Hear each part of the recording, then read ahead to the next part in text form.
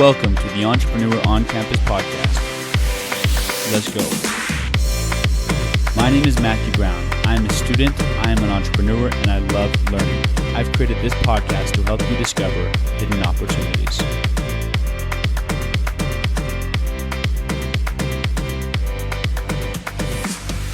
What is up, everybody? Hope you're all doing super well. So I am doing another solo round. I want to start doing this about once a month, and what I want to do during the solo rounds is talk about what's going on with the podcast, as well as I want to focus on reviewing some of the past interviews and talking about the industries and the learnings within.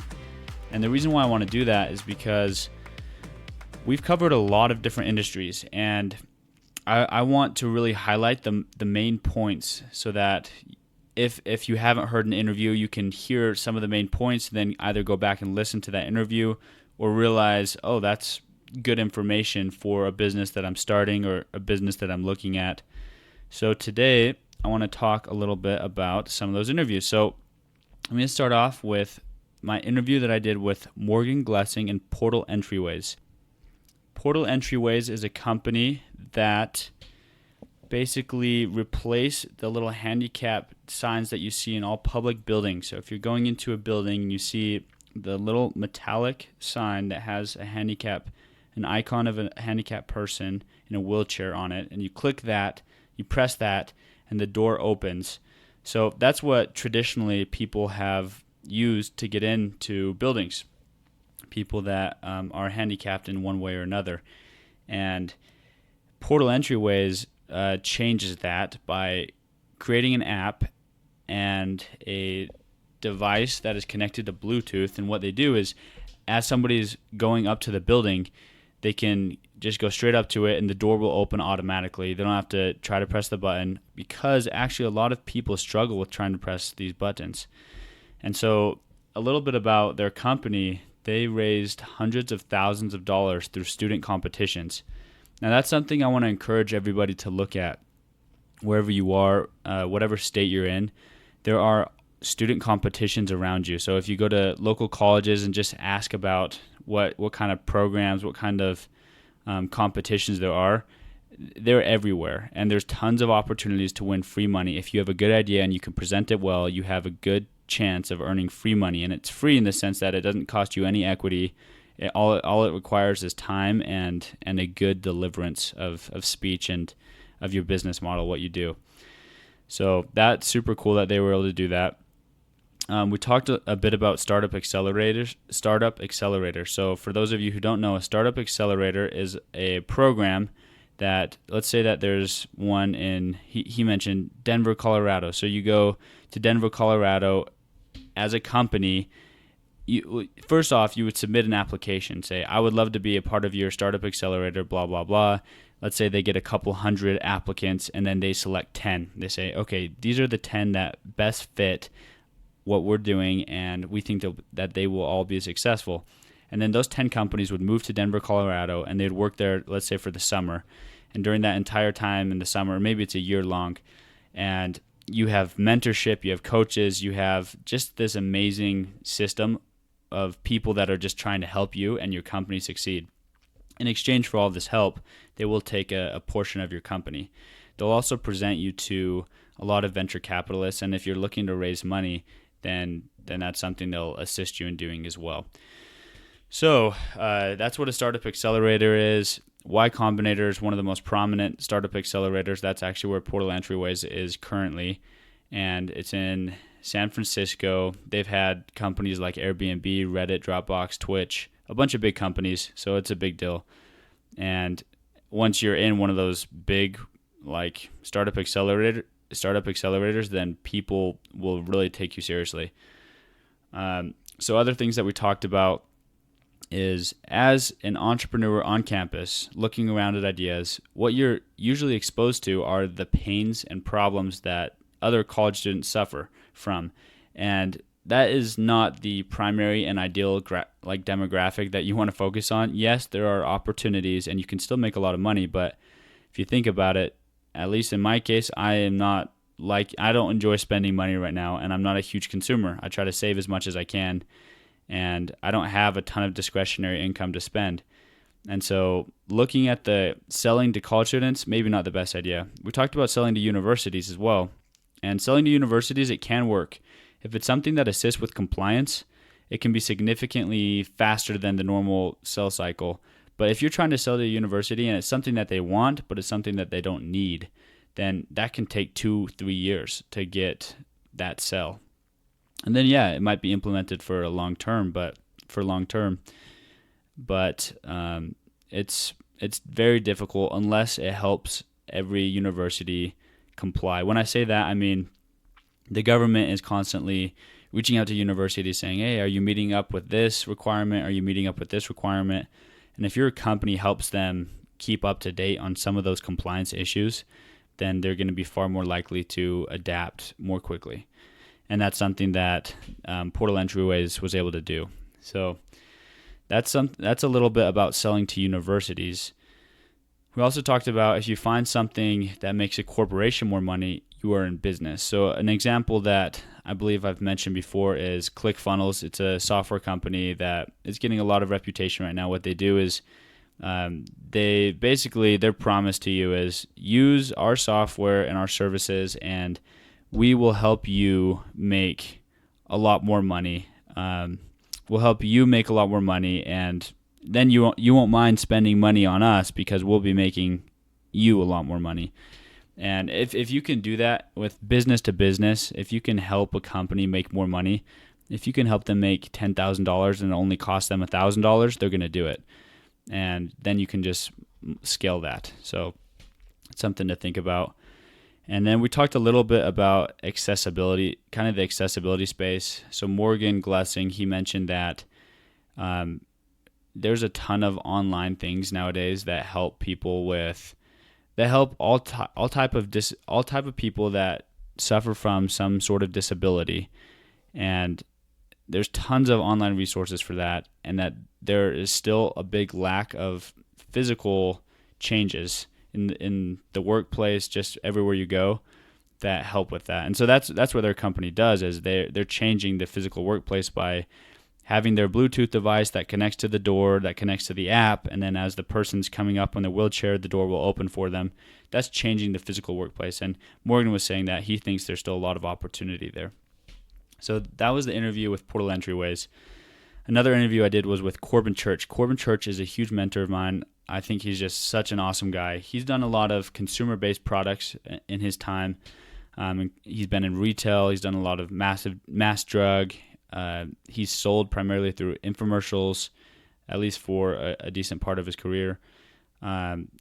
Speaking of infomercials, there's still a certain demographic that really is great to sell to for infomercials, and those are the baby boomers, the people that are watching the late night TV. However, mostly infomercials have been replaced by YouTube and social media viral videos. I asked Corbin what a big surprise of selling retail was and getting into the consumer-based products.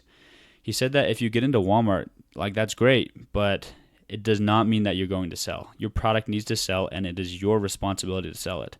If it doesn't, they're just going to ship it straight back to your warehouse. And they've been burned many times, retailers have, by startup companies. So you really have to prove that your product sells. He also mentioned that there's lots of issues with overseas. So you go to China to get your product done cheaper, quicker, better. There's a lot of opportunity for people to take advantage of you, especially if you're new in the space. So he suggests that if you are new, find somebody who's done it, get them to help you for even the first couple of orders, and then you should be fine to do it on your own.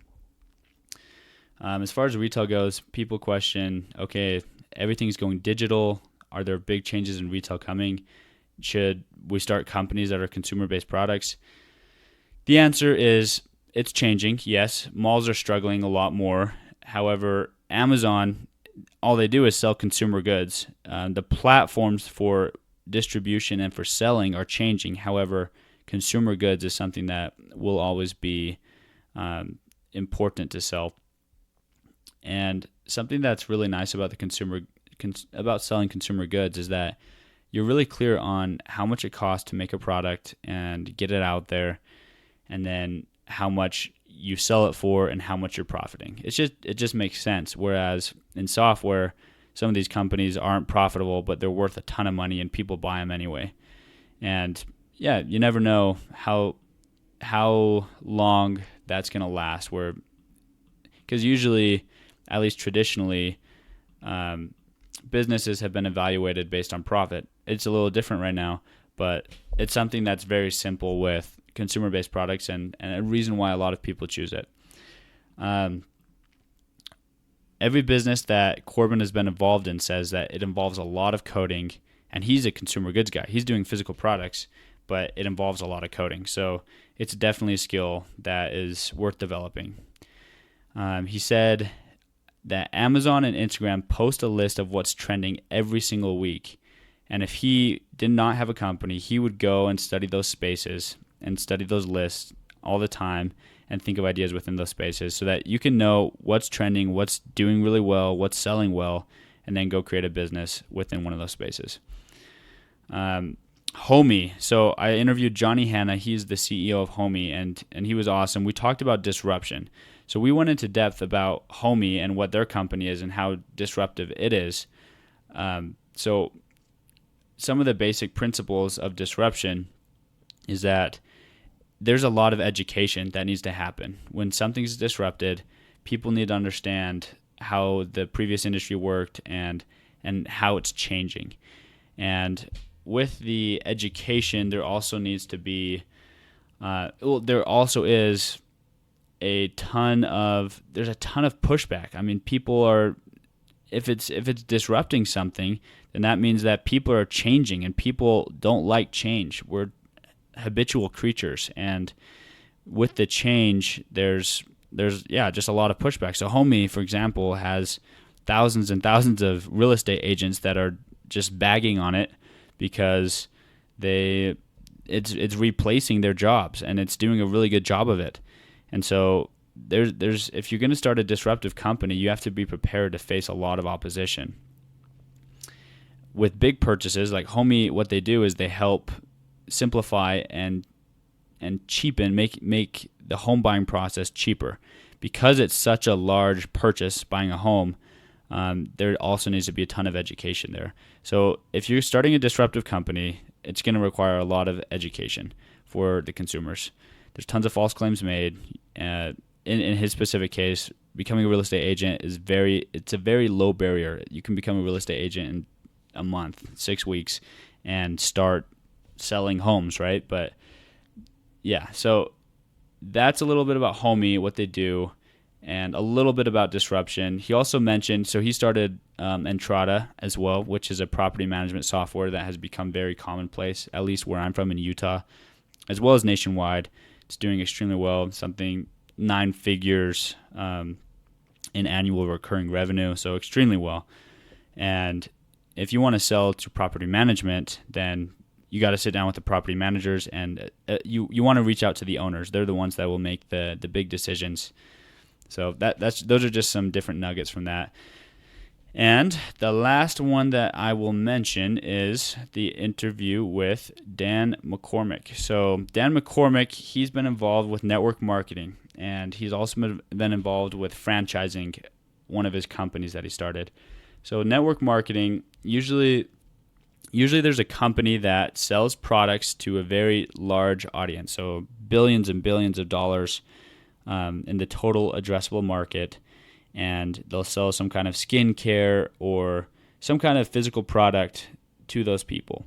And let's say that I became a network marketer. So what I would do is I would purchase, I mentioned skincare, so let's say that I purchase 100 bottles of lotion for $10 a piece, and then I can sell that for $200 a piece, and I can do that online, I can do that in person, however I choose to do it. I can also, this is how the model works, I'm trying to explain. If I have some friends that are like, oh, we love skincare, and I convince them to come sell with me, and they start selling lotion, let's say they sell a bottle of lotion for $20, and because I signed them up, I make 5% off of them. So whatever, maybe they'll make still $10, but I'll make 5%. I'll make 5% of that $20 for what they sold it for. And so if I have 100 people that are all selling bottles of lotion, then I'll start making a lot of money. And if they get people under them, then they'll start making a lot of money. And so a lot of people have a really negative connotation with it, because network marketing, MLM, direct selling, they're all similar concepts. And the words are used quite interchangeably. Even affiliate marketing is another word for it. And there really is a negative connotation to it. And Dan says that a lot of that just comes from not understanding what it is. And also, like the pyramid schemes, that's another term that is frequently associated with that. And so just to clarify, pyramid schemes, illegal. Network marketing is legal. And because they're actually selling physical products, it has to be based around a product. If it's just recruiting, then it can't be a functional company. But if there's products that are selling consistently, then it can be a functional company.